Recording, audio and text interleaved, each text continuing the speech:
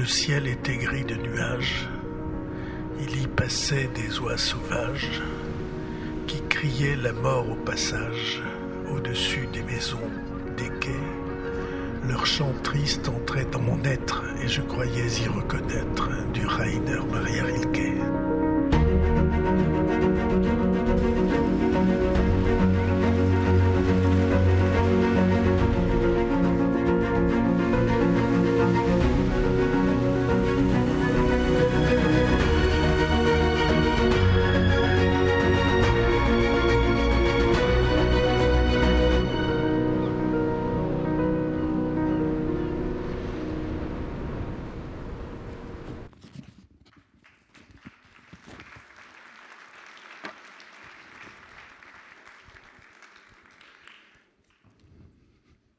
Bonjour à tous.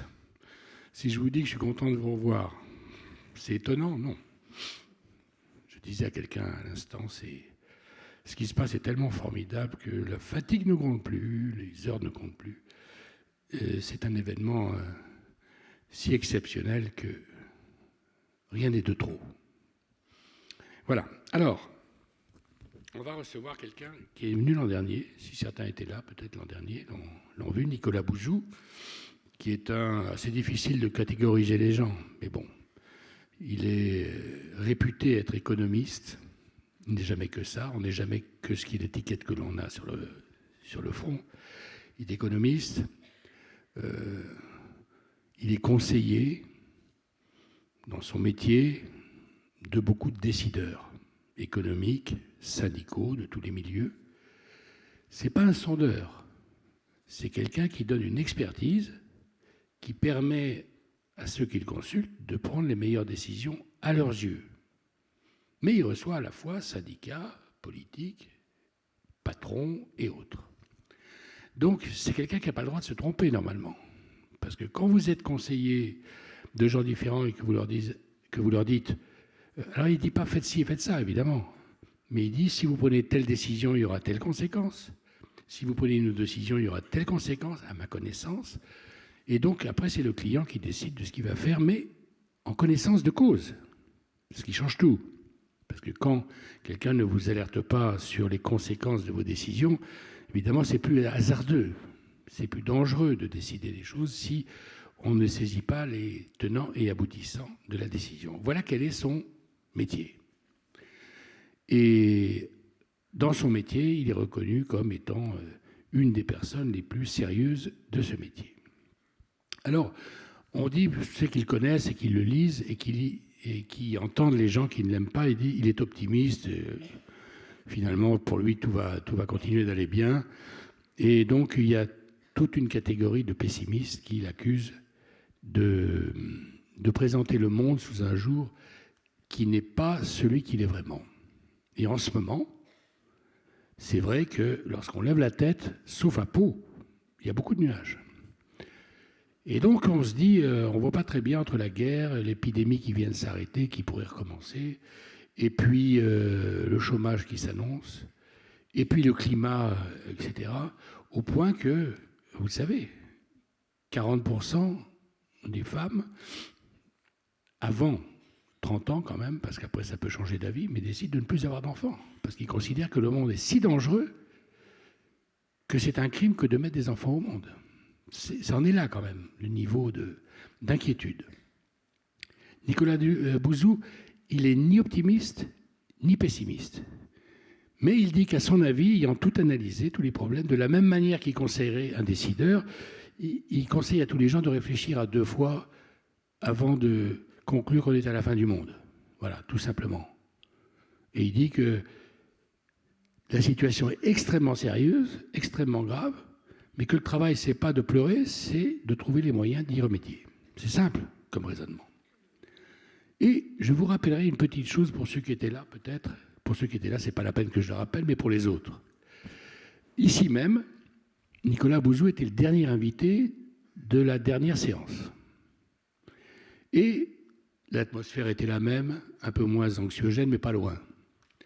Et à l'époque, 9,5 personnes sur 10 prédisaient que les Jeux Olympiques seraient une catastrophe, qu'il y aurait probablement des problèmes, pas probablement, sûrement des problèmes, et qu'on ne pouvait pas régler les transports, la sécurité et que sais-je encore. Et lui, ici, contre tous ces principes de base, parce que lui, il ne fait pas de pronostics. Ce ne sont pas des gens qui prédisent ni des catastrophes. Il est là pour estimer une situation. Et il a dit, je prends un seul risque. Devant vous ici, tous. Les Jeux Olympiques vont bien se passer et vont être une fête inoubliable. Il a prédit ça. Alors à ceux qui douteraient de la qualité de ses pronostics, à bon entendeur, salut, on va le recevoir.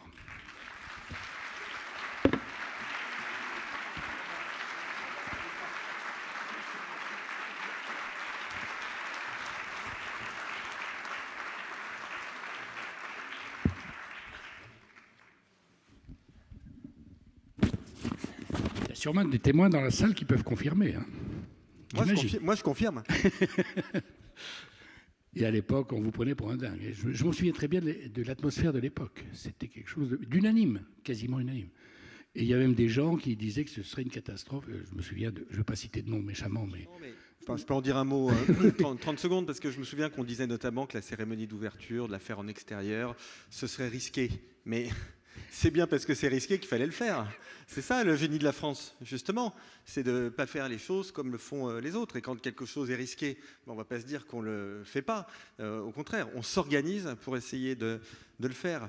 Moi, je pense que cette histoire des Jeux Olympiques, en 30 secondes, ce n'est pas une parenthèse. Hein. Je crois que c'est quelque chose de très important qui s'est passé. Je pense qu'il faut qu'on garde tout ça en tête. Je ferai un peu le même raisonnement avec Notre-Dame, d'ailleurs, en réalité, avec la rénovation et la réouverture de Notre-Dame. Vous pensez vraiment que ce sont des choses qui sont des pierres d'étape ? Oui, c'est très important parce qu'en réalité, ce sont en effet des étapes où les Français sont rassemblés, où on leur dit, au fond, le projet, c'est de faire le mieux possible, donner le meilleur de vous-même. On va vous libérer des contraintes qui vont vous permettre de donner le meilleur de vous-même. Je voudrais quand même rappeler que les Jeux Olympiques, ce sont des lois d'exception, que pour la rénovation de Notre-Dame, il a fallu faire voter au Parlement 2 lois d'exception pour supprimer toutes les contraintes qui nous empêchent, qui sont d'entre vous qui dirigez des entreprises, par exemple, mais c'est vrai aussi dans l'administration, qui nous empêchent d'avancer autant qu'on le voudrait dans la vie normale. Et en réalité, quand les Français sont rassemblés autour d'un objectif d'excellence, quand on leur donne les moyens d'agir au mieux, comme ils sont travailleurs, comme en réalité ils sont assez rigoureux, et comme ils sont audacieux, plus que les autres, ça donne des résultats exceptionnels. Et c'est vrai que les Jeux Olympiques, nos amis américains, par exemple californiens, qui vont organiser les prochains Jeux Olympiques, ils sont bien embêtés avec ça, parce qu'eux, ils avaient prévu de mettre Beyoncé dans un stade. Donc alors, j'adore Beyoncé, mais c'est moins original que c'est cette chose extraordinaire que la France a montrée au monde. Et la France a impressionné le monde. Ne sous-estimez pas ça. Hein. C'est vrai, vraiment ? Oui, vraiment. Ah oui. Oui, parce que, si vous voulez... Parce qu'on n'y croyait pas. Oui, c'est-à-dire que nous-mêmes, à force de dire qu'on est nuls, que les transports ne marchent pas, qu'il va y avoir du terrorisme, que tout est sale, que les Français sont feignants, à force de le dire, il y a des gens, même non français, qui finissent par y croire. Voilà. Et donc là, ils ont bien vu que ce n'était pas vrai. Bon. Ils ont vu en plus que la France est une nation de sport, en plus, parce qu'on a gagné beaucoup de médailles.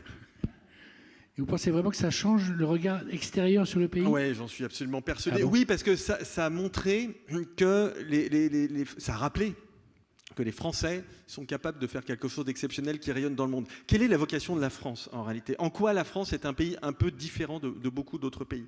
C'est que la France est un pays très particulier, parfois un peu chauvin, mais qui a une vocation universelle, malgré tout.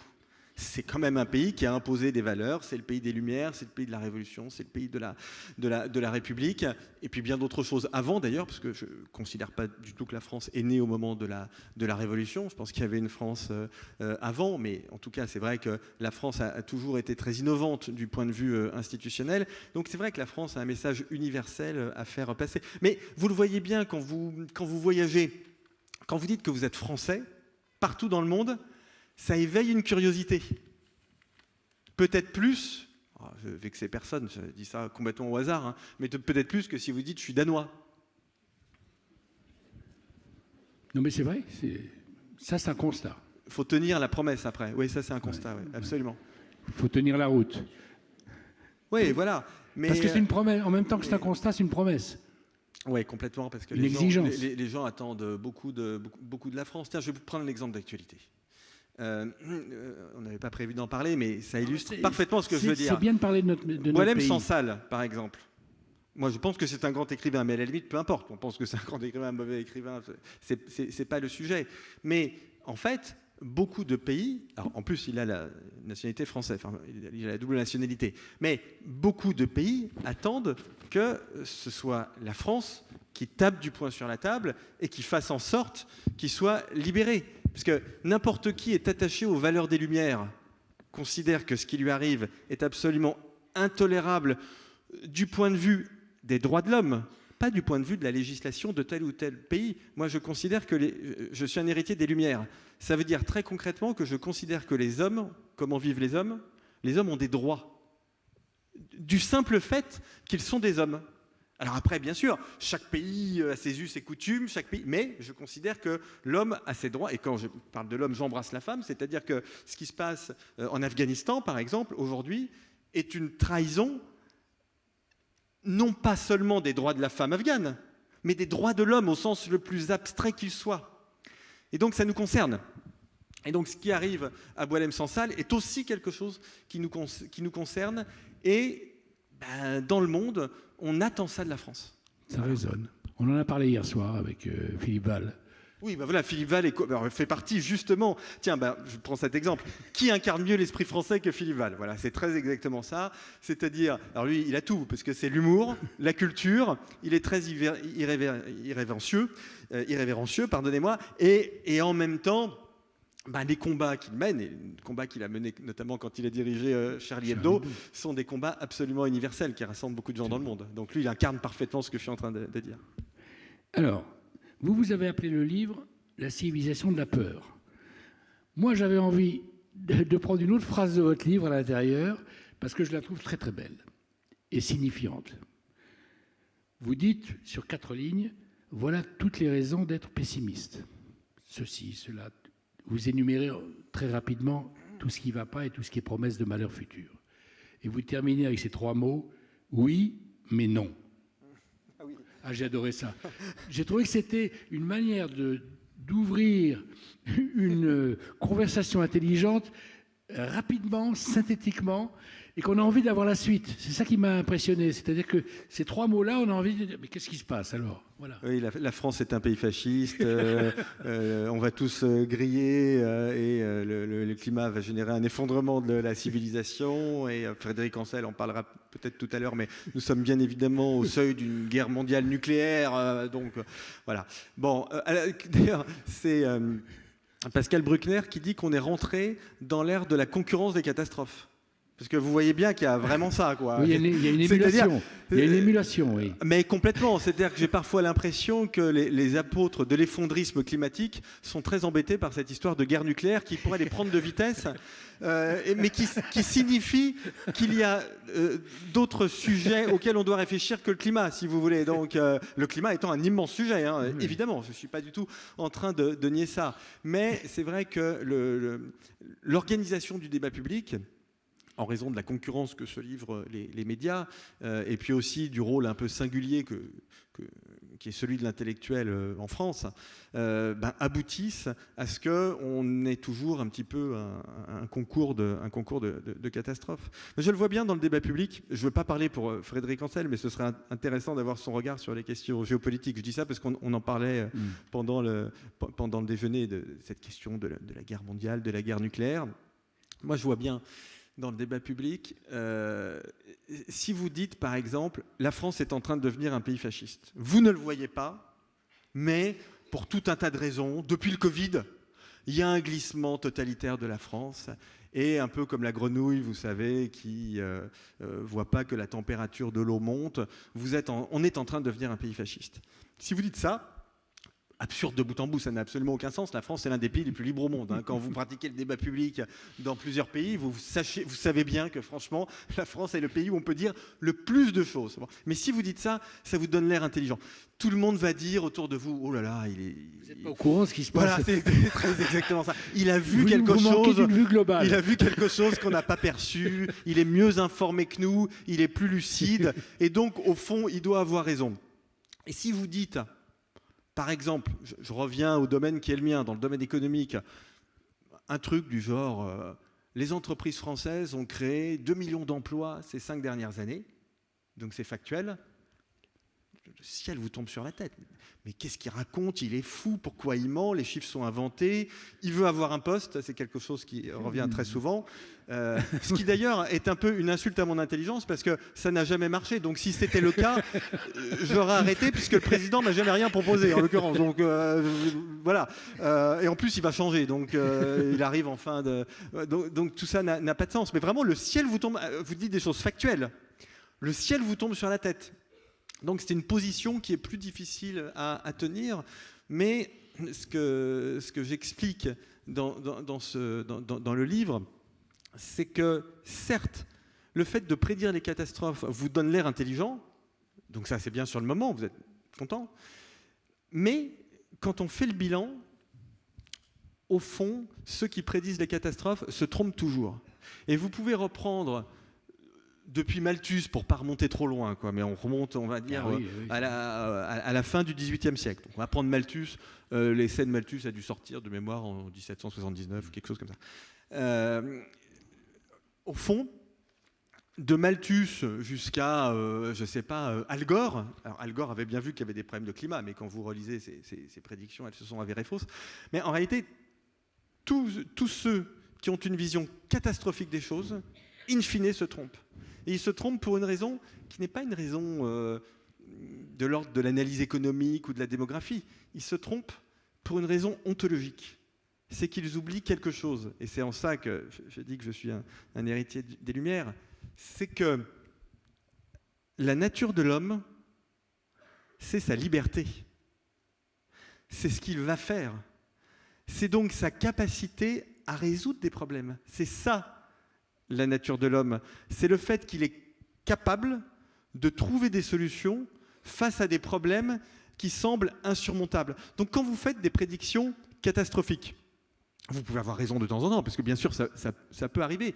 Mais si vous dites, je prends l'exemple du climat, puisque c'est un des sujets qui nous occupe le plus, et à juste titre aujourd'hui.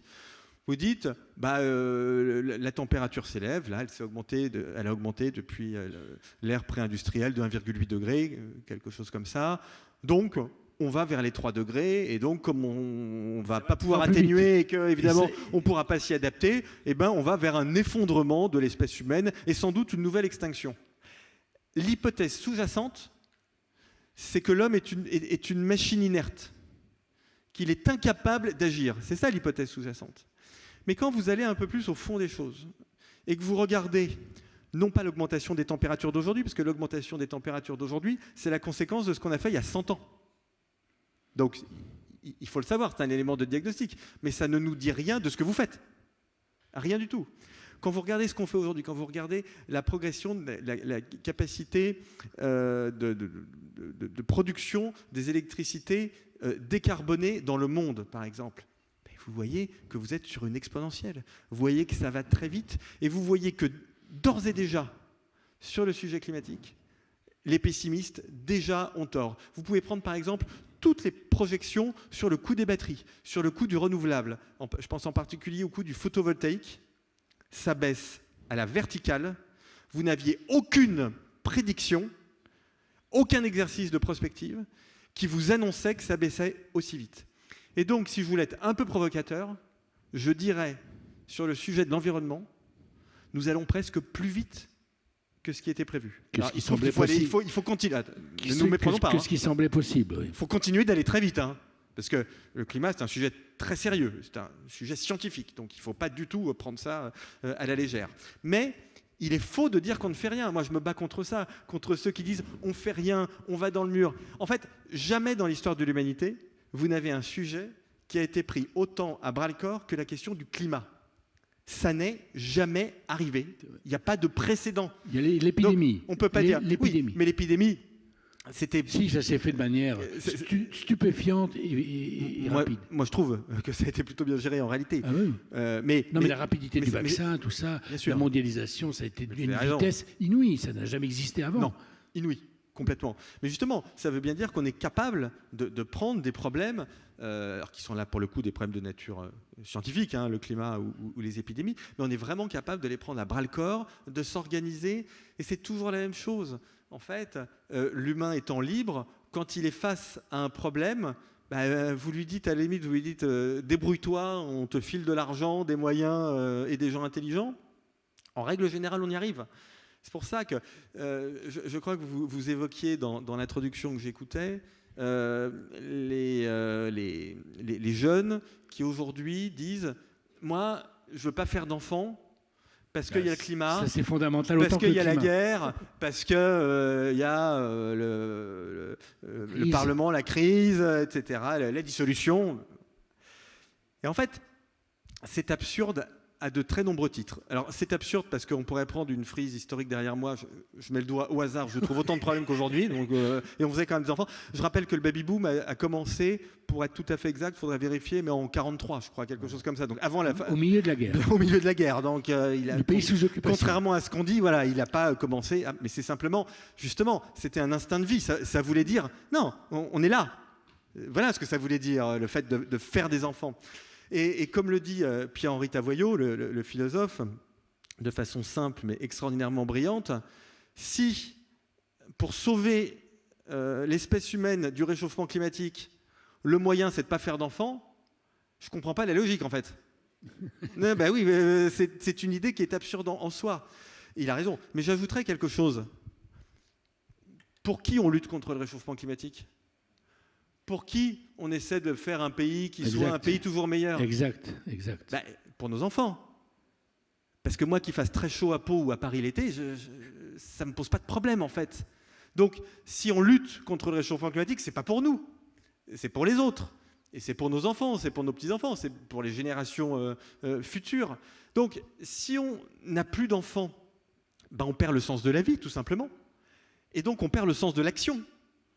Donc on n'a plus rien à faire, remarque c'est un peu ce que prônent certains décroissants, que de se vautrer devant Netflix à manger des chips. C'est pas la vision que j'ai de l'humanité, à vrai dire. Et quand c'est dit comme ça convainc beaucoup de monde. J'espère. On verra. On verra. Mais oui, mais cela dit, je pense que dans le débat public, c'est pas la seule raison. Vous savez qu'il y a des problèmes d'épanouissement personnel, du fait que les femmes ont un autre statut, que les possibilités sont autres que d'exister par la multiplication des enfants. Mais qu'on ne me fasse pas dire ce que je n'ai pas dit. Je suis un libéral, et donc le choix de faire un enfant ou pas, et pour moi, est une prise de décision individuelle sur laquelle je ne porte aucun regard. Oui. Je dis simplement, si c'est ça l'argument, il n'est pas bon. C'est ça ce que je veux dire. Par rapport au fait de convaincre l'opinion publique, la plupart des gens qui passent sur cette scène pendant ces 3 jours participent activement au débat public. Moi, mon sentiment, c'est qu'aujourd'hui, en fait, on entend beaucoup ceux qui crient fort, qui crient très fort. C'est une cacophonie, le débat public. Mais moi, je me rends compte que ces idées, la raison, la science, l'innovation, le travail, la réussite. On parlait des Jeux Olympiques. Moi, j'aime la réussite. J'aime les gens qui réussissent. Et en fait, je me rends compte que ce sont des idées qui sont très partagées par nos concitoyens. Et sans doute beaucoup plus qu'on ne l'imagine. Vous croyez que tout le monde triche dans les discours publics ? Ouais, je pense que le fait que le fondateur de LVMH soit l'un des hommes les plus riches du monde et qu'il soit français, en fait, je pense qu'il y a plein de Français qui trouvent ça bien. Moi, je trouve ça super. Je regrette qu'il y a des gens qui pensent qu'il y a trop de milliardaires. Moi, je pense que l'un des problèmes de la France, c'est qu'il n'y en a pas assez. Je voudrais qu'il y ait beaucoup plus de milliardaires, moi. Parce que franchement, nos milliardaires, des boîtes comme LVMH, comme Kering, comme CMA-CGM, franchement, s'il y en avait 2 fois plus, je ne pense pas que le pays se porterait moins bien. Voilà. Et en plus, je pense que c'est très bien que les gens qui réussissent gagnent de l'argent. Enfin, je préfère que ce soit ça que l'inverse, si vous voulez. Ça me semble plus logique. Mais je pense que si on dit ça, par exemple, dans le débat public, ça a un côté presque scandaleux. Mais en réalité, une très grande partie de nos concitoyens partagent ces idées. Et aiment la réussite, et veulent que la France réussisse, et que la France continue d'aller de l'avant. Alors, on va aborder là, ça ne va pas, là, en ce moment. Ouais. On va en parler à la fin. Alors, je rappelle le titre de votre livre, La civilisation de la peur. Et là, il y a 2 citations qui résument grosso modo ce qui vous différencie de pas mal de gens en ce moment sur l'état du climat, je parle politique, social, international, etc. La peur est le commencement de la sagesse. C'est Mauriac qui en a fait un étendard en disant ceux qui ont peur, ils ont raison. Parce que c'est là où on commence à réfléchir un peu à la suite des événements. Et puis Bertrand Russell, qui a le raisonnement inverse, complètement, pas inverse, plus convaincant encore, j'allais dire, c'est vaincre la peur, c'est ça le commencement de la sagesse. Il y a une grosse différence entre les deux. Oui. Et c'est pas le titre de votre livre, mais ça pourrait établir les choses de manière différente qu'optimiste et pessimiste. C'est ça que je veux dire. Oui. Non, mais alors, je dis un mot là-dessus parce que je suis complètement d'accord avec ce que vous avez dit tout à l'heure. Moi, ce sont 2 catégories que je réfute complètement. Et alors, moi, je ne suis pas du tout optimiste. Non, mais c'est. Il faut le préciser. Être optimiste, ce serait une question d'humeur. Ce serait considérer que tout va bien, que les problèmes dont on parle n'existent pas. Alors, moi, je ne pense pas du tout ça. Je pense que la Russie est une menace. Je pense que l'islamisme est une menace beaucoup plus importante qu'on ne le pense. Je pense que le réchauffement climatique est un énorme problème, que le Parlement est devenu un asile de fous. Non. Donc, qu'il y a des problèmes d'immigration. Voilà. Donc, c'est important de le dire, je crois. Donc, je vois parfaitement tous ces problèmes. Et donc, je ne suis pas du tout optimiste. C'est beaucoup plus grave que ça. C'est que je pense que j'ai raison. C'est-à-dire que ce n'est pas une question d'optimisme ou de pessimisme, mais d'analyse. Au fond, ce que je veux dire, c'est que tous ces problèmes existent, mais le monde ne se résume pas à ces problèmes. Ces problèmes existent, mais il y a aussi des choses qui vont bien, et il y a aussi des choses qui s'améliorent, ou des choses qui vont mieux qu'ailleurs.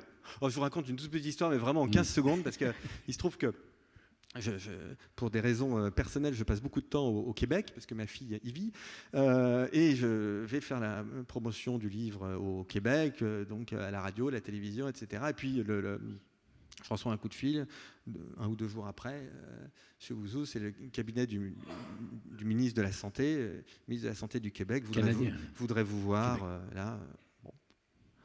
Alors je vais le voir, il me dit « Nicolas, je voulais vous voir, je voulais absolument voir un Français, je profite de votre passage, parce qu'au Québec, on a un très gros problème au niveau des urgences hospitalières.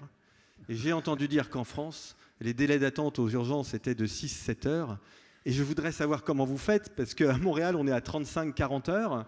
Et donc, est-ce que vous pouvez me dire comment la France fait pour obtenir des résultats aussi bons en matière d'urgence hospitalière ?» Alors vous voyez Ça, c'est quelque chose. La vie, c'est relatif. Hein. Oui. Il m'a dit, si votre fille a un problème, surtout renvoyez-la en avion aux urgences françaises, ce sera toujours plus rapide. Bon.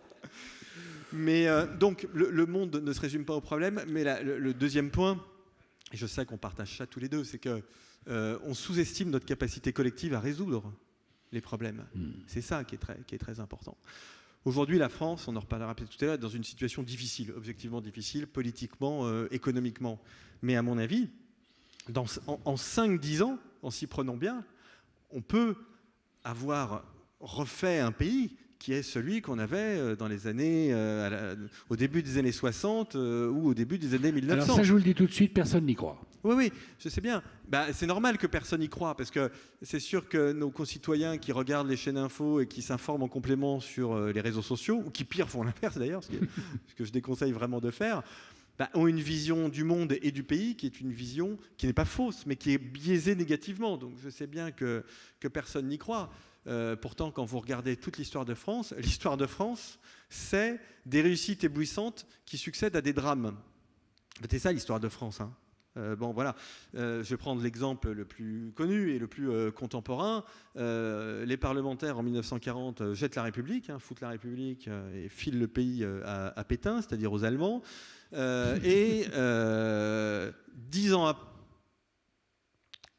ans après, on a les 30 glorieuses les plus brillantes du monde. Oui, à l'époque, on disait la France était un modèle. Je me souviens de titres. Oui. Ouais. Dans les années 60. Deuxième exemple, assez comparable d'ailleurs. 1870, la défaite à Sedan.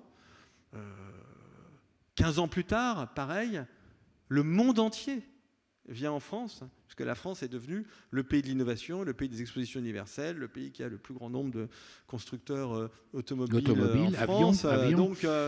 Donc l'histoire, c'est ça d'ailleurs qui fait de la France un pays particulier, j'en parlais tout à l'heure, et un pays absolument passionnant, c'est que c'est un pays pour des raisons historiques, pour des raisons géographiques, en raison aussi de la façon de l'histoire de son peuplement.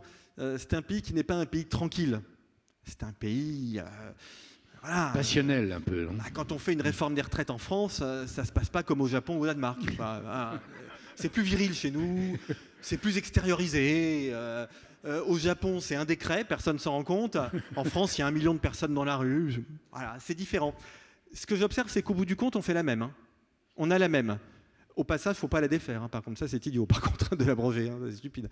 Mais il ne faut pas faire ça. Mais en revanche, au bout du compte, finalement, on l'a fait. Donc, voilà, la France avance de cette façon-là, mais c'est quand même un pays qui avance. Et c'est pour ça que je disais que les Jeux Olympiques, ça nous dit quelque chose de très profond. Et que ce n'est pas une parenthèse. Ça nous dit qu'il y a des moments où, quand la France est rassemblée, quand on donne aux Français de grands objectifs, quand on les unit dans ses mémoires d'espoir, donc celle qu'il a écrite après le référendum, après son départ, le général de Gaulle dit une idée que je trouve grandiose. Il dit en fait, moi, c'est assez simple, pour ne pas parler aux catégories, aux uns et aux autres, je parlais de la France. Et quand je m'adressais aux Français, je leur parlais de la France. Parce que j'étais absolument certain d'avoir un dénominateur commun. Ce qui me pose beaucoup de soucis ces derniers temps, notamment quand j'entends les débats au Parlement sur le budget, pour revenir à des choses, je ne veux pas anticiper sur la suite de notre conversation, vous n'entendez jamais parler de la France. Mais absolument jamais. Personne ne se pose la question de savoir si le vote de ce budget est bon ou pas bon pour la France. Est-ce que renverser le gouvernement, c'est bon ou pas bon pour la France? Je n'entends que « Ah oui, mais il ne nous a pas bien traités. Ah oui, mais il nous a reçus un peu trop tard le soir. Ah oui, mais il n'a pas tout accepté. » C'est des choses que je peux entendre. Hein. On a le droit d'être vexé. Hein. Moi, ça m'arrive. Moi, je suis très susceptible. Alors moi, les hommes politiques qui me traitent mal, je ne les supporte pas. Hein. Donc voilà. Mais au bout de la journée, quand même, vous ne mettez pas le pays en difficulté juste pour ça. Et donc, il faut, je crois vraiment, parler de la France.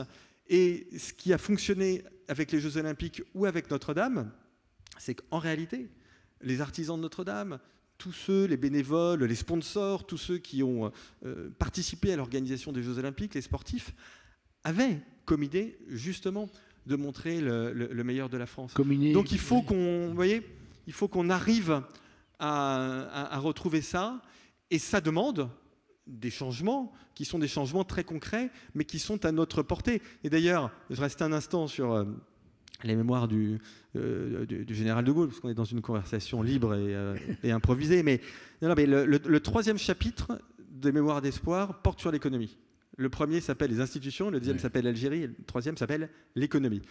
Le général de Gaulle dit, on a toujours dit bêtement que je ne m'intéressais pas à l'économie, je consacrais la moitié de mon temps à l'économie. Parce que l'économie, c'est ce qu'il y a de plus important dans un pays, non pas en tant que finalité, mais en tant que moyen. Parce que j'ai toujours considéré que pour que la France soit fidèle à son héritage culturel et aux promesses de son avenir, j'ai toujours considéré qu'elle devait être puissante. Et être puissante, j'ai toujours considéré que ça passait par des comptes publics en ordre et par une croissance forte. C'est le général de Gaulle qui dit ça. Et c'est d'ailleurs la raison pour laquelle, pour faire les réformes à partir de 1958, il avait nommé Jacques Rueff. Quand on dit que de Gaulle n'était pas libéral, il a pris le plus libéral. Il a pris le français le plus libéral, il lui a dit, voilà. Et il a appliqué l'intégralité de ce que Jacques Rueff lui proposait contre l'avis même de Pinay, qui était Premier ministre. Donc, enfin, président du Conseil. Et donc, en réalité, je pense que tous ces changements, remettre de l'ordre dans les comptes publics, redevenir un pays plus innovant, enfin faire... On ne va pas rentrer dans les détails aujourd'hui parce qu'on le fait tout au long de l'année, mais faire toutes ces réformes dont on a besoin, c'est complètement possible. On peut mobiliser nos concitoyens autour de cet objectif à partir du moment où on leur parle de notre pays auquel les gens sont très attachés. Alors, le problème des gens qui prennent la deuxième formule, c'est-à-dire le problème, c'est vaincre la peur et non pas en être victime. Et d'après votre livre, c'est inclus dans le titre, c'est que vous n'avez pas affaire à deux opinions différentes. Vous avez affaire à une machine. Oui. C'est-à-dire, c'est pas optimiste, pessimiste, c'est pas gens qui cherchent des moyens, c'est qu'il y a un marché de la peur, une organisation de la peur. Et là, c'est précisé dans votre livre de manière plus concrète. On n'est pas d'opinion à opinion.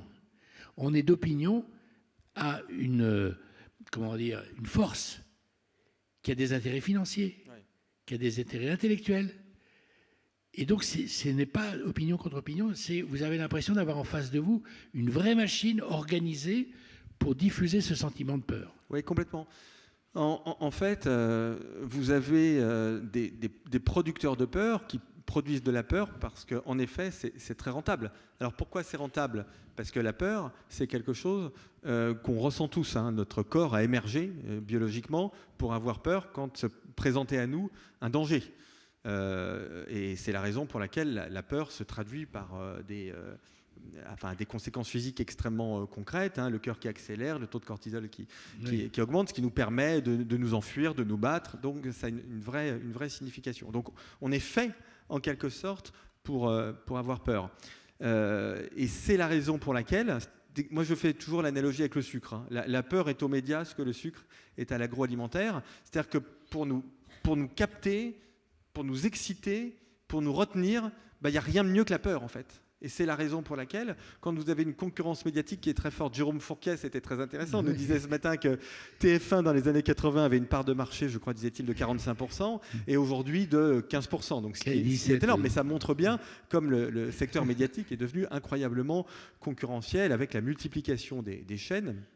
Et donc, forcément, la diminution de leur part de marché, et notamment pour les chaînes d'infos en continu, donc, qui sont 3 pour l'essentiel en France. Alors, France Télévisions en a une aussi, mais qui est très très loin en matière d'audience, mais les 3 principales sont en concurrence très forte, et du coup, elles doivent capter le téléspectateur, et elles doivent le garder. Et donc, la façon la plus simple de capter les gens, c'est de les capter par la peur. Et d'ailleurs, c'est très intéressant de voir que si vous prenez les 3 chaînes infos, et c'est pas une critique que je leur fais, parce que j'y vais moi. Hein, donc, mais vous êtes un client bien sûr, évidemment, habituel. Mais si je schématise un peu, si je fais un peu de mauvais esprit, vous en avez une qui s'est spécialisée dans le buzz politique, les outrances politiques. Vous en avez une qui s'est spécialisée dans l'insécurité, et vous en avez une qui s'est spécialisée dans la guerre.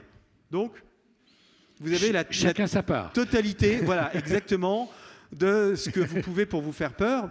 Mais c'est pareil des plateformes internet. Quand vous recevez, moi je suis abonné à Netflix, vous recevez la newsletter de Netflix toutes les semaines, et alors une fois sur deux, c'est une série sur un serial killer dont moi j'avais jamais entendu parler. C'est toujours très bien fait d'ailleurs, parce que c'est eux qui ont l'écoute maximum. Oui, bien sûr. Évidemment, bien sûr. Et d'ailleurs, quand vous regardez, c'est très intéressant, quels sont les podcasts qui sont les plus écoutés en France ? Ce sont les grandes affaires criminelles. Donc vous voyez bien qu'on a ce besoin de peur. Alors les réseaux sociaux démultiplient ça, puisque une nouvelle est d'autant plus propagée sur les réseaux sociaux qu'elle est catastrophique. C'est parfaitement documenté. Gérald Bronner a parfaitement démontré ça, indépendamment de son niveau de fiabilité, ce qui devrait vraiment susciter une réflexion approfondie chez nous. Et donc, il est clair que vous avez ce jeu concurrentiel, mais qui est lié à un modèle économique. Hein.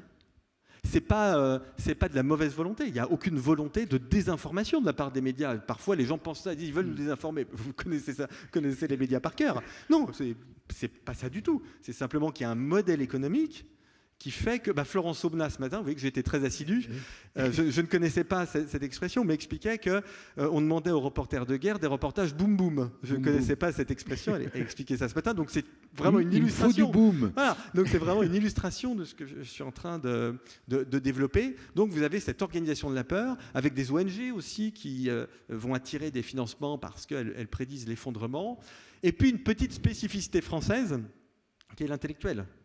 L'intellectuel. Voilà. Alors qui en fait est l'intellectuel de gauche, puisqu'on a considéré en France que quand on était de droite, on ne pouvait pas être intellectuel. Donc, je vais vous dire, on comptera les points à la fin du match. Hein. Entre ceux qui ont eu raison et ceux qui ont eu tort. Je suis très serein par rapport à ça. Mais cet intellectuel, et c'est ce que montre Raymond Aron, qui lui n'était pas vu comme un intellectuel à l'époque. Hein. C'est vrai. D'accord. Sartre, C'est vrai. oui. Sartre, oui. Qui lit Sartre aujourd'hui? Il y en a, Il y en a deux qui lisent Sartre dans le monde, oui, je suis Il d'accord. y en a ouais. deux qui n'étaient pas intellectuels, c'est Aron et Camus. Oui, voilà, c'est ça, exactement. Hein, et maintenant, Les ça vient deux- les ventes les- sans Camus pour un Sartre. Voilà, exactement. Camus n'a peut-être jamais autant vendu Jamais autant qu'aujourd'hui. vendu qu'aujourd'hui, bien Et sûr. Raymond Aron est Traduit dans le monde entier, etc. Étudié dans les grandes universités américaines, Oui. notamment son livre sur Clausewitz ou les livres sur la Oui. guerre, etc. Et Sartre, peut-être si, il y a la petite conférence sur l'existentialisme qui est un peu lue dans les écoles, mais personne ne lit Sartre. Enfin, et à fort juste titre. Donc, mais en tout cas, les romans de Sartre, non mais c'est ridicule. Mais en réalité. Cela dit, c'était pas, vous avez une pas prime. n'importe qui quand même. Non, mais bien sûr. Quelqu'un qui avait une vraie pensée. En fait, c'est pas ça ce que je veux dire. Oui. Ce que je veux dire, c'est que l'intellectuel, et Raymond Aron l'a montré, et notamment en prenant l'exemple de Sartre, est structurellement en France, et vous avez raison de calmer mon mauvais esprit, parce que il se construit structurellement en opposition à l'existant et au pouvoir. Oui, c'est ça. Oui. Et c'est bien, on a besoin de ça. Mais simplement, quand vous êtes en opposition systématique, parfois, ça peut ne pas avoir de sens parce que vous pouvez être dans l'erreur. Et c'est ce que vous voulez dire tout à l'heure. Si vous dites, c'est pour ça que je pensais à Sartre, parce que c'était un peu son discours, si vous dites « la France est devenue un pays fasciste », ben non, vous commettez une erreur en réalité. Mais c'est très sain, bien évidemment, que l'intellectuel soit en rébellion par rapport à l'ordre existant. Mais simplement, chaîne d'infos en continu, intellectuel, réseaux sociaux, plus un débat public en France qui est extrêmement clivé, ben ça vous donne un débat public qui a une connotation incroyablement négative et qui renvoie une image du monde qui est plus négative que ce qu'est le monde réellement, en dépit de tous les problèmes auxquels on fait face. Vous avez parlé des réseaux sociaux, mais très vite, en disant c'est amplifié par les réseaux sociaux. Mais si vous regardez les deux campagnes électorales récentes aux États-Unis, tout le monde convient aujourd'hui que c'est dans les réseaux sociaux que la majorité s'est faite. Et quel est ce pays d'Europe centrale récemment où le candidat était à 1% et qu'il est à 23%? La Roumanie. La Roumanie. Ce monsieur était complètement inconnu, il ne paraissait pas à la télévision, il était écouté de personne, il a fait un choix, TikTok. Premier aux élections législatives, 2 mois après. Est-ce qu'il n'y a pas un changement là, mais d'une vigueur, d'une importance qui n'est pas assez évoquée parce que c'est un changement fondamental et dont on se demande s'il ne va pas se multiplier et changer tous les raisonnements qui étaient bâtis sur un autre système. Bien sûr, vous avez entièrement raison. Et cette question des réseaux sociaux est très importante à considérer. Par rapport justement à votre question de la peur et de... Bien sûr. Alors, c'est vrai que mon analyse des réseaux sociaux est une analyse critique et négative. Parce que factuellement, c'est vrai que les réseaux sociaux entretiennent les fake news. Et donc, le combat contre cette peur passe, par exemple, par un combat contre les fake news, c'est-à-dire faire comprendre, notamment aux plus jeunes, ce que sont des fake news. Ça, c'est quelque chose qui est très important. Si vous fréquentez les réseaux sociaux, il faut savoir ce qu'est une fake news. Sachant qu'une fake news, c'est indépendant en fait de la news. J'avais l'autre jour, j'y pensais parce que je l'ai vu dans les films qui ont été rediffusés avec Raphaël Enthoven, on se rappelait nos bons vieux souvenirs du Covid et on se souvenait que assez rapidement pendant la pandémie, on a été très critique des positions de Didier Raoult. Ah oui, bien sûr. Voilà. Mais on n'est pas médecin, ni lui ni moi. On est même absolument incompétent dans le domaine de la médecine. Et pourtant, on en a beaucoup parlé à l'époque. Mais en fait, on ne parlait pas de médecine. Pourquoi est-ce qu'on savait, n'ayant absolument aucune connaissance en médecine, en infectiologie, en biologie, tout ce que vous voulez, comment savait-on que ce qu'il disait était faux? Parce qu'on ne connaît pas les principes de l'infectiologie, mais on sait comment on fait une fake news. Et moi, je sais très bien, et nous savons très bien, que quelqu'un qui utilise des arguments d'autorité, quelqu'un qui court-circuite des méthodologies qui sont éprouvées, quelqu'un qui dit « j'ai raison parce que les autres ont tort », quelqu'un qui dit « on veut me bâillonner », etc., on sait très bien que ce sont toutes les briques qui sont constitutives d'une fake news. Vous voyez? Donc c'est ça ce qu'il faut apprendre. Et comme le dit Enthoven de façon très rigolote, même s'il avait eu raison, ça aurait quand même été une fake news. Parce qu'il aurait eu raison par chance. Par chance, oui. mais pas en raison pas de scientifiquement. Donc ça, c'est des choses vraiment qui sont très importantes. Après, sur les réseaux sociaux existent. Ils ont une audience, je le regrette, qui est importante. Vous évoquez les jeunes, vous évoquez TikTok, notamment chez les plus jeunes. Vous avez beaucoup de personnalités politiques qui, moi, ne sont pas mes amis politiques, qui sont présents sur TikTok. Et donc, je pense qu'il faut y aller. Il faut y aller. Oui, bien sûr. Je pense qu'il faut y aller, notamment parce que les jeunes, malheureusement, sont très présents sur les réseaux sociaux. Moi, je ne critique jamais les politiques, notamment ceux du cercle de la raison auquel je me réfère, qui vont sur YouTube ou qui vont sur les réseaux sociaux. Parce que Jérôme Fourquet aurait pu en parler aussi. Si vous faites le journal télévisé de TF1, vous allez avoir 4-5 millions de personnes qui vont vous regarder. C'est énorme. Mais très peu de jeunes, en réalité. Très peu. Très peu. C'est 10% à peine.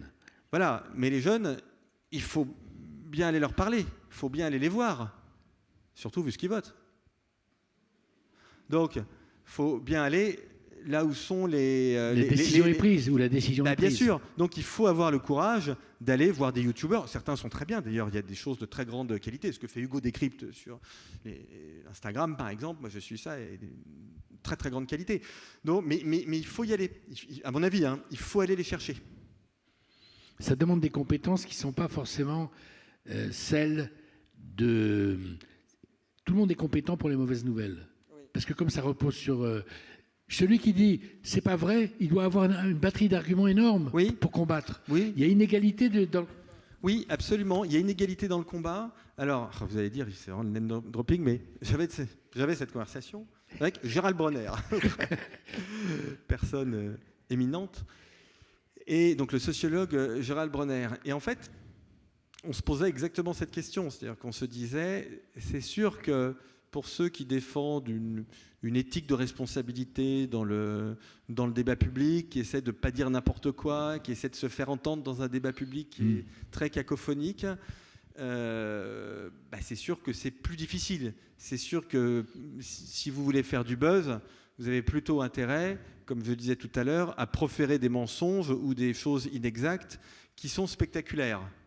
C'est vrai, mais en même temps, vous savez, Raymond Aron avait dit à la fin de sa vie « J'ai toujours dit la vérité et ça ne m'a jamais rien apporté de bon. » Mais c'est peut-être la seule fois de sa vie où il a eu tort. Je ne suis pas d'accord avec ça. Parce qu'au bout du compte, c'est toujours la vérité qui émerge.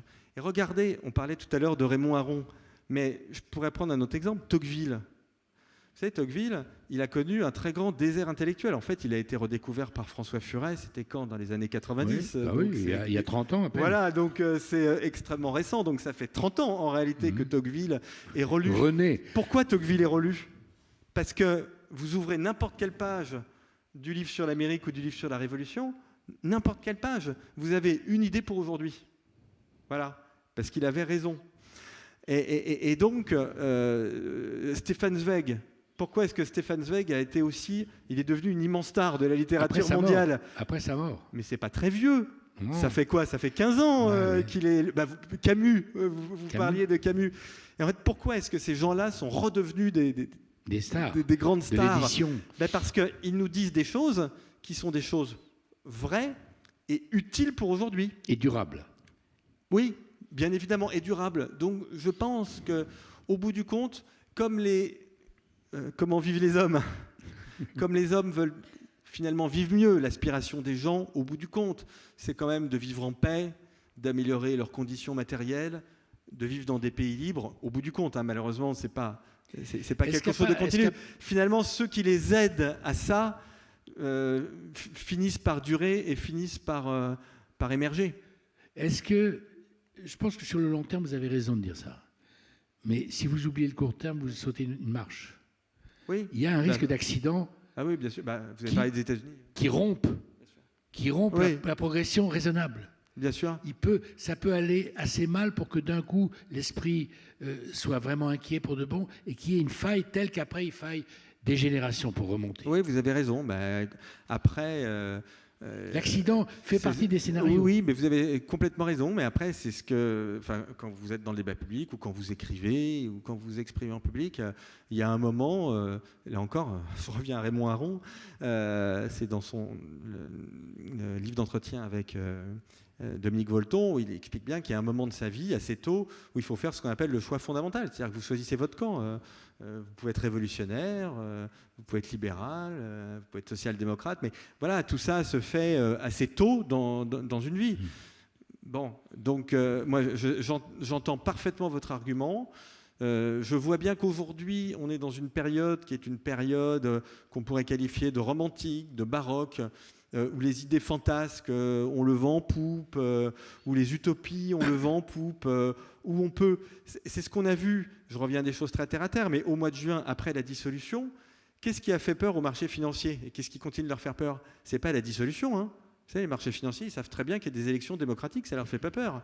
Ce qui leur a fait peur, c'est que les forces politiques les plus puissantes en France proposent des programmes, notamment du point de vue des finances publiques, qui n'ont pas de lien avec la réalité.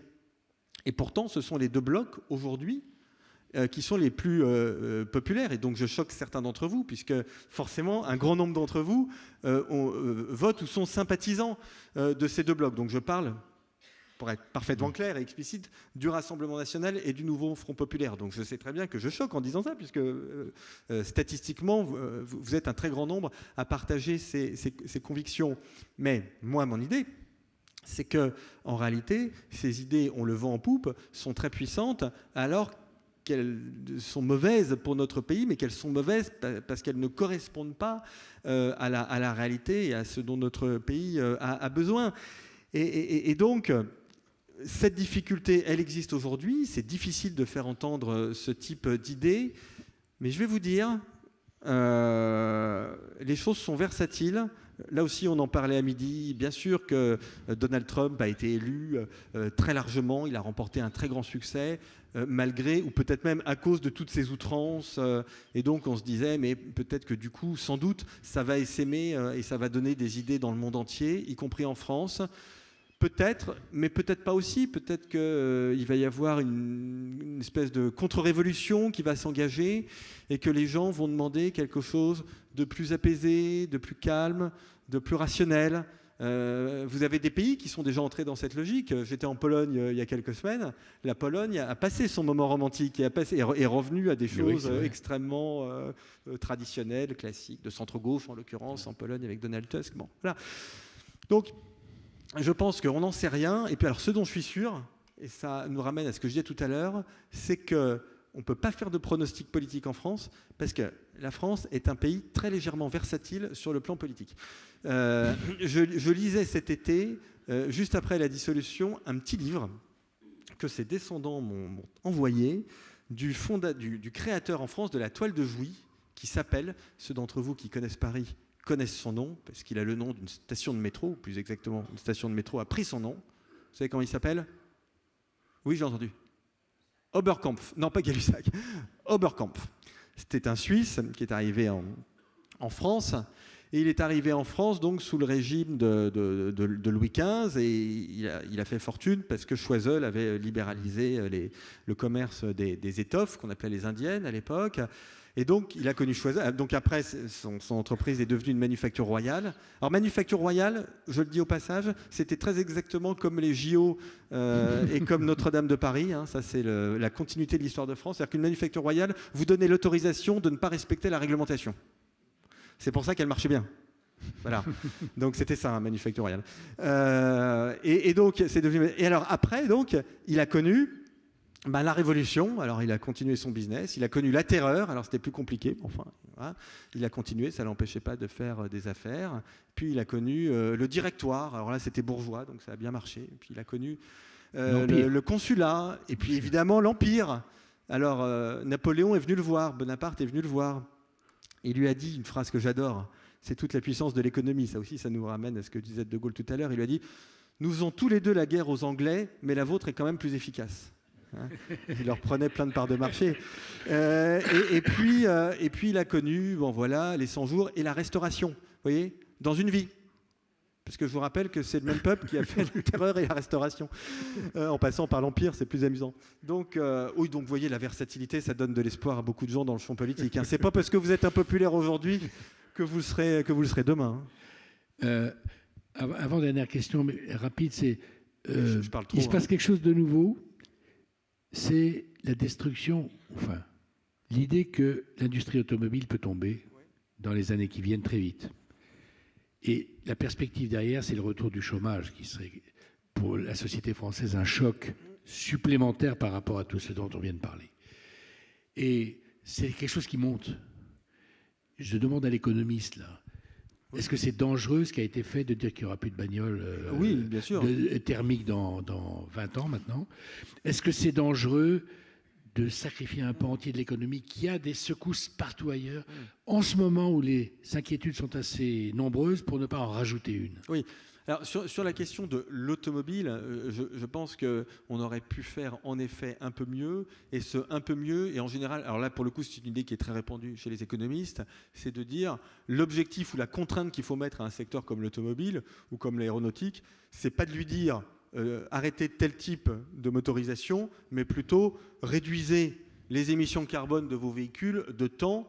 Et on peut être très dur, c'est-à-dire qu'on peut dire à l'horizon 2035, si vos véhicules n'ont pas des émissions en deçà d'un certain seuil, vous n'avez plus le droit de les commercialiser. Et donc là, je pense qu'on a eu une vision un peu idéologique des choses. Bon, mais ceci dit, le problème de l'automobile est une partie du problème de l'industrie et une partie du problème de l'économie. Et oui, très clairement, aujourd'hui, notre économie en France, en Europe, elle est sous-dimensionnée et énormément de réponses se trouvent dans le rapport Draghi, le rapport qui a été fait par Mario Draghi au niveau européen, donc l'ancien président du Conseil européen. Voilà, président du Conseil italien et président de la Banque centrale européenne, qui explique très bien que schématiquement, ce qui explique notre décrochage relatif, pas absolu, mais relatif, notamment par rapport aux États-Unis, c'est le manque d'innovation. C'est le fait qu'on n'innove pas assez. Le manque d'innovation. Le fait qu'on n'innove pas assez. Alors c'est vrai dans l'automobile, mais c'est vrai aussi dans les secteurs les plus innovants. Si vous prenez l'intelligence artificielle, il faut bien comprendre quelque chose. C'est que toutes les grandes entreprises de l'intelligence artificielle, on peut les citer d'ailleurs, ça va être fait très rapidement, hein, Microsoft, IBM, Alphabet, Meta, les entreprises d'Elon Musk, Neuralink, etc., elles sont toutes américaines. Toutes. Il n'y en a pas une seule qui soit française et il n'y en a pas une seule qui soit européenne. Et ça, c'est quelque chose qui doit absolument nous obséder. Allez-y, donnez un exemple. Alors merci là vraiment de me donner raison plus que je ne pouvais en rêver. Alors, vous ne connaissez même pas son nom. Et donc, la vérité, c'est que nous avons un retard. Non, mais il y a des entreprises comme Mistral qui sont très bien. Mais Mistral, c'est tout petit par rapport aux entreprises dont je viens de parler. Et d'ailleurs, il faut écouter leurs fondateurs qui vous disent très bien de quoi on souffre. On souffre de manque de financement, on souffre d'une réglementation qui est excessive et on souffre de l'absence d'un véritable marché européen uni pour ces innovations. C'est grosso modo ce que dit le rapport Draghi. Donc oui, je pense qu'il y a une vraie inquiétude justifiée du point de vue économique. Et pour un pays comme la France, les enjeux économiques, au fond, si je devais les résumer, c'est d'abord remettre de l'ordre dans nos finances publiques, ce qui doit, à mon avis, passer beaucoup plus par un effort sur la dépense que par un effort sur la fiscalité, tout simplement parce que la fiscalité est déjà très élevée et les dépenses sont très élevées. Donc ça, c'est la première chose. Et la deuxième chose, c'est cette question de nos capacités d'innovation. Et là, pour le coup, ça passe beaucoup par les mesures européennes dont je viens de parler. La bonne nouvelle, c'est que tout ceci est à notre portée. Ça, je voudrais vous en convaincre. C'est possible, c'est à notre portée. Ce sont des mesures techniques qu'on pourrait adopter. La mauvaise nouvelle, c'est que je trouve qu'on n'en parle pas beaucoup, en tout cas pas suffisamment, par rapport à l'importance que revêt le sujet pour que ça devienne une exigence, vos enfants, pour nous, pour vos enfants. Donc c'est quelque chose qui est très concret. Le sujet, c'est dans quelle mesure vos enfants seront prospères, ils gagneront bien leur vie, ils auront des métiers intéressants, et dans quelle mesure ils ne seront pas incités à partir à l'étranger. Comme pour les Jeux Olympiques l'an dernier, il y a un passage de votre livre qui dit on a raison d'avoir peur, mais le combat qu'on doit mener, c'est pas avoir peur, tirer des conclusions hâtives, mais trouver les moyens de résister à tout ce qui nous donne peur et de trouver des solutions. Et vous dites, on va trouver des solutions. En gros, je résume un tout petit peu votre propos. C'est possible, Et vous ajoutez, et c'est probable. Ah oui, oui. Ouais. C'est probable. C'est là où vous prenez le risque. Oui, bien sûr. Mais moi, je pense que les décennies 2040-2050 vont être absolument fantastiques parce qu'on va capitaliser sur un C'est savoir enregistré ici, vous scientifique. savez. Oui, mais c'est pas loin, vous êtes jeune encore. Hein. Oui. On vous demandera des comptes. Non, mais puis il m'arrive de me tromper, surtout malheureusement. Donc je commets des erreurs comme tout le monde. Mais quand je regarde les progrès extraordinaires qu'on fait, par exemple, dans la lutte contre le cancer, dans la lutte contre les maladies orphelines, quand je vois la façon dont les moyens qu'on a aujourd'hui d'accéder à la culture, la baisse de l'illettrisme au niveau mondial, par exemple, qui est incroyablement rapide, quand je vois les progrès qui sont faits dans le domaine de l'agriculture, les progrès technologiques, quand je vois le déploiement extraordinaire des énergies décarbonées dans le monde, je me dis, très honnêtement, je vous le dis très sincèrement, que les décennies 2040-2050 peuvent être absolument fantastiques. Ça peut être vraiment extraordinaire. Mais la peur ne nous sert à rien. Il ne s'agit pas d'avoir peur par rapport au réchauffement climatique. Il s'agit de décarboner notre économie. Il ne s'agit pas d'avoir peur d'une crise à la grecque. Il s'agit de diminuer notre déficit public. Il ne s'agit pas d'avoir peur de Trump. Il s'agit de construire ce qu'on appelle en France l'autonomie stratégique européenne. Il ne s'agit pas d'avoir peur de Poutine. Alors là, c'est l'inverse. Il s'agit surtout, ce qu'on ne fait pas, je parle sous le contrôle de Frédéric qui me succédera dans quelques minutes, mais il ne s'agit pas d'avoir peur de Vladimir Poutine, il s'agit de lui dire que de toute façon, la France, en l'occurrence, est dotée de l'arme nucléaire, donc que nous n'avons aucun sujet quant à l'intégrité de notre territoire, mais qu'en revanche, on va faire monter très fortement ces prochaines années nos dépenses militaires. Moi, je ne supporte pas qu'on menace la France. Ça me rend dingue. Et je ne comprends pas qu'il y ait des gens qui le supportent. Voilà, je ne supporte pas. Rien que ça, pour moi, fait de ce régime un régime hostile. Le fait qu'il ose proférer, sous-entendre des menaces à l'égard de mon pays, je trouve ça absolument intolérable, mais ça ne me fait absolument pas peur. Il faut qu'on agisse en conséquence. Et donc le sujet n'est pas d'avoir peur, le sujet c'est d'agir. Mais c'est très exactement comme dans la vie. Hein. Vous savez très bien que si vous avez peur, si votre peur devient chronique, ça devient du stress, et que c'est pas bon pour votre corps, et que ça sert à rien, et que vous vous bousillez la vie. Et à l'inverse, quand vous êtes dans l'action, ce qu'expliquait Florence Aubenas ce matin était extraordinaire, passionnant. Elle a dit, elle est repartie en Afghanistan. Pourquoi elle est repartie en Afghanistan ? Elle est partie faire son métier. C'est admirable. Ça aussi, c'est l'esprit français. Ah oui, c'est son métier. Elle est repartie le faire. Voilà. Il faut qu'on s'inspire de ce genre d'exemple, en fait. Merci beaucoup d'avoir été avec nous. Merci à vous. Merci à vous.